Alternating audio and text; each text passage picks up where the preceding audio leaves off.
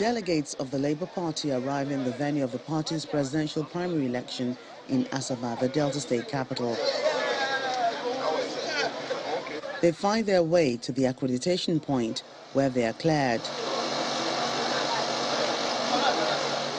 Former Governor of Anambra State, Mr. Peter Obi, who resigned from the People's Democratic Party last week, is here to slug it out with renowned economist Professor Pat Utomi, Faduri Joseph, and the only female aspirant, Olufolahan Emmanuel-Tella, just as the leadership of the Labour Party, as well as the Nigeria Labour Congress, say they welcome the alliance with Mr. Peter Obi.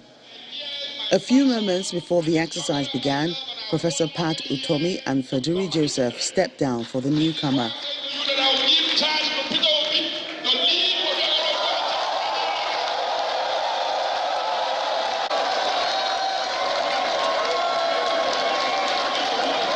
To move forward our party and to move forward this nation, I will step down for Peter Obi.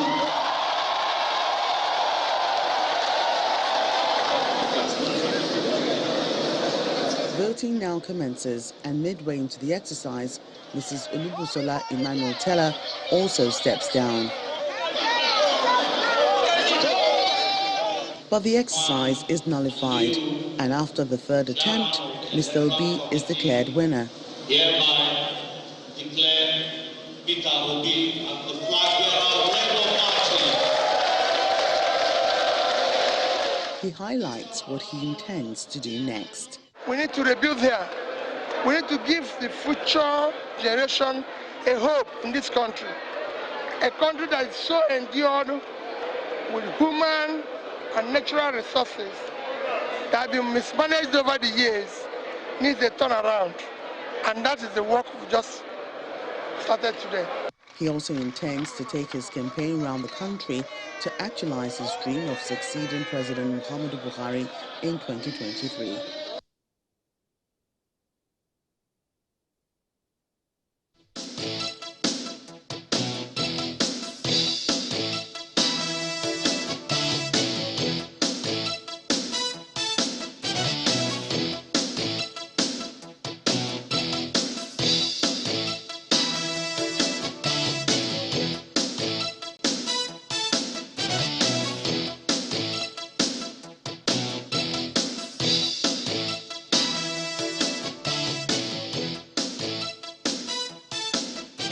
Welcome back. Well, yes, as you've seen there, we will be discussing the developments of Labour Party.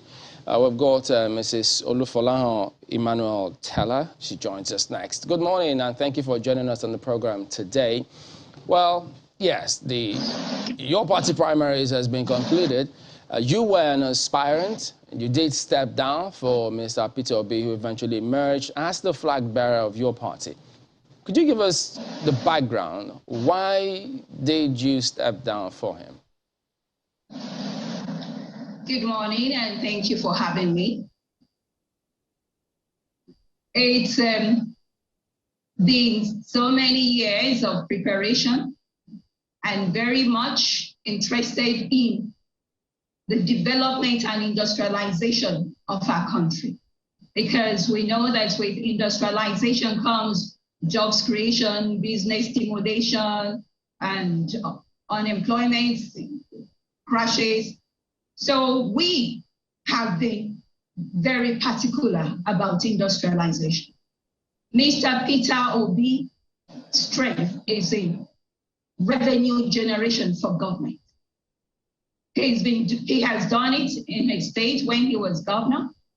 And when we are talking of industrialization, you also need revenue. You need money to establish factories all over the country. So after due consideration, we decided that let he who can generate the revenue step in, and we will work together with him so that we can actually industrialize our country. That's why I stepped down, and also so that the third force, which is the collaboration between Labour Party and other parties, can actually succeed. So I stepped down. At what point did you take that decision? Because it did appear as though it was not that coordinated, because they had to start the process again afterwards, and so what happened? Yes. After interaction with him, I really appreciated. He's a man of integrity. He's a man we will want to work with. He's a man who believes in Nigeria and believes in supporting products made in Nigeria. While he was governor, he encouraged innocent motors. While other people were saying, oh, made in Nigeria car, made by an indigenous company, it won't succeed, it won't succeed. But he stuck his neck out and he bought innocent motors cars, and we realized that this is somebody that will promote made in Nigeria products. So at that moment, I decided to step down.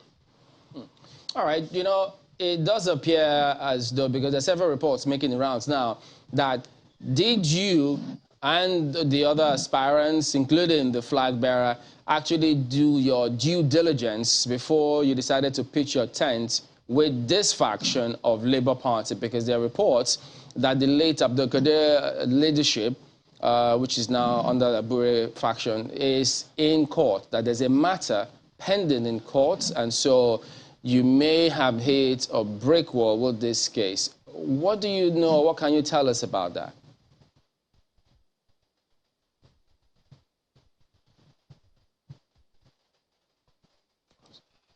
Looks as if we lost her. So, yeah, so I know you may have seen that report, which is making the rounds, that there might just be a little snag along the way for the Labour Party, now that they do have their flag bearer. So trying to find out from her, because remember, if she didn't step down, if Mr. Peter Obi was not in the thick of things, if he was not there for that, if he wasn't a candidate, she might have been the candidate. So one wonders, was that due diligence done? How come that is making the rounds? Were they aware of any of that? And so if they were, what is their thinking about it? Because if a matter is pending in court, it could swing either way. It's interesting that, that angle is brought into the conversation now, because there are quite a number of lawyers, working in the... That's what they do. with the Labour Party. One of them, of course, is Mr. Femi Falana, who is not unaware, of course. Yes. And it will be a leadership test for the presidential candidate of this faction of the party, Mr. Peter Obi, to unify all factions, bring them under one umbrella. After all, the Labour Party is the adopted party for the third force. So it will be interesting to see the developments coming up in the days ahead. And I believe Mrs. Olufolahan is back now. Mrs. Tella, Chamberlain was asking earlier on what the implications would be if indeed the other faction decides to go to court to contend the emergence of Peter Obi as your presidential candidate. Perhaps they want to present their own candidate as well. And just as I say, there is no other faction. There is now only one Labour Party. Only one Labour Party. No other faction. So we're united. So no other faction can go to court because there is no other faction. What's your relationship with Mr. Aburi, the leader of the faction led by late Abdul Qadir Abdul Salam? Barrister Aburi is the national chairman of Labour Party. And I, as a member, I am loyal to Labour Party, and I am loyal to our national chairman. Is that to say, madam, that as far as you're concerned, Callisto Okafor has no case whatsoever, because he is the one that's been blowing hot, and it says that there's a hearing, is it today or tomorrow, concerning this matter that's just been talked about? He has no case because there's only one Labour Party. only one Labour Party. But thank you. And what? He wasn't even a presidential aspirant. So on what basis did he go to court? Might I ask if these people were present in Delta State during the election, your presidential primary election? Were they present? If indeed the party is united and there is only one Labour Party? The NLC was present. TUC was present. All the presidential aspirants were present. Labour Party as Labour Party was on ground. So everybody was present. Was Barrister Aburi present? Thank you. Oh, definitely. Definitely. Definitely. All right, Madam, there are a number of issues that one would want to also take up on this matter, and we just hope, of course, all parties always have one contending issue or the other. Let's hope that Labour Party will be able to settle all of that. But look at what's playing on in the polity now, Madam. The APC is screening its own party primary presidential aspirants now. The PDP has already come up with its own presidential candidate, and there are permutations for the vice. What are the chances of the Labour Party playing a swinging role, any kind of upset to what the APC and the PDP has been doing over the years?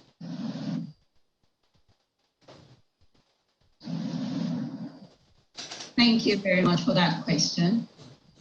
Right, Nigeria, people are very, very unhappy, very, very angry. There is a feeling of helplessness. There is a feeling of hopelessness. The APC had been in power, PDP had been in power. Yet, people's lives have not improved. Labour Party is now the only alternative, the only feasible alternative. Now, Labour Party is made up of everyone who is a worker. Labour Party is made of everyone who is a pensioner. That means he has worked before. So he is a Labour Party member. Labour Party is also for everyone who will work. So right now, people are waiting for this third force. They are waiting for alternative, and Labour Party is the alternative. Well, I know you know that this question might have come up several times because they keep asking, they keep wondering, what is the structure that the Labour Party is going to rely on or leverage on to defeat either the ruling party or the main opposition party, the PDP? Okay. Labour Party is in all the states, including FCT. So we have structure in all the states. Labour Party also, NLC is part of Labour Party. TUC is part of Labour Party. So all the unions are part of Labour Party. The trade unions, the road transport, everyone is part of Labour Party. So by the time, even the farmers are part of Labour Party. As long as you're a union, you're an association, you are part of Labour Party. So what we are going to do now is to make people realize that indeed they are part of Labour Party and they can actually make a change in what is happening in our country by voting for Labour Party. And that is what we will do in the next few months of campaign. Well, in what context do you mean? Because, you know, these other parties, they've got representatives in the State Assembly, House of Assembly, Senate, governors, a lot of other people who have been in and out for several years. Can we say the same thing of Labour? Labour, you see, that's the beauty of it. What we are going through in this country, because Labour Party has not been in power, Labour Party has not contributed to the rot that we're experiencing in this country. So that is a strength for Labour Party. We have not contributed to what is happening in Nigeria presently. So now that we are coming on board, it means that we are coming to rescue our people, to rescue our country for our generation and generations to come. I mean, if Labour Party had that structure, the presence, as you say, why then was the former NLC president, why didn't he use that platform or stay in that platform to get to, to achieve the leverage or get to where he is today, one wonders? Okay. Initially, well, just as you said much earlier, there was some not unity in Labour Party. But now, since February or March of this year, we have all come together. We cannot continue to be in disunity while our country is going down. So we decided, let everybody come together for the sake of our country, for the sake of our generations. Let us come together and pull up our country. So those who were, those that you mentioned, they left during the time of disunity, but now there is unity. So the fight is going to begin. So does that suggest that perhaps, or do you see Comrade Adams Oshiomhole coming back to Labour Party if they have this structure now? If he comes back, we will welcome him. If he comes back. All right. Because Labour Party. Okay. Land on that point before I come in, Mrs. Tella. Okay.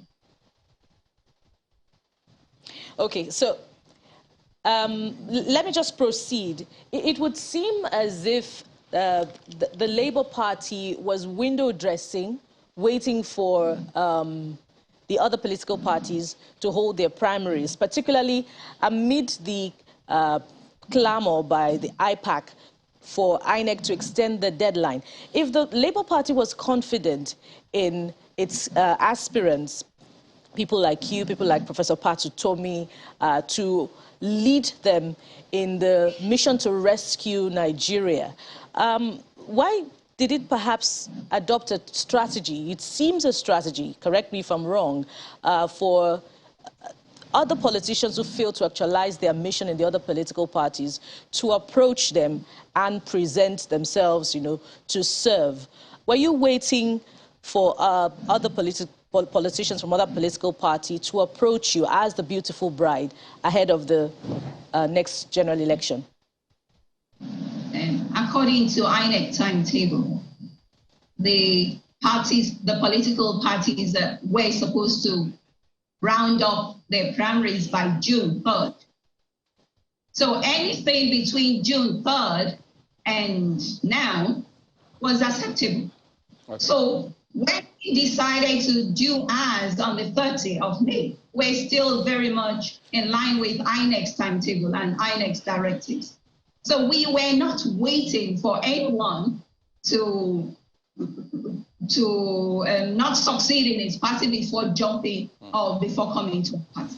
Just one. If you let Mr. Peter Obi go through primary in his former party before he came. All right. So it was not a matter, he did not succeed in his former party before he. Just one more thing before we go.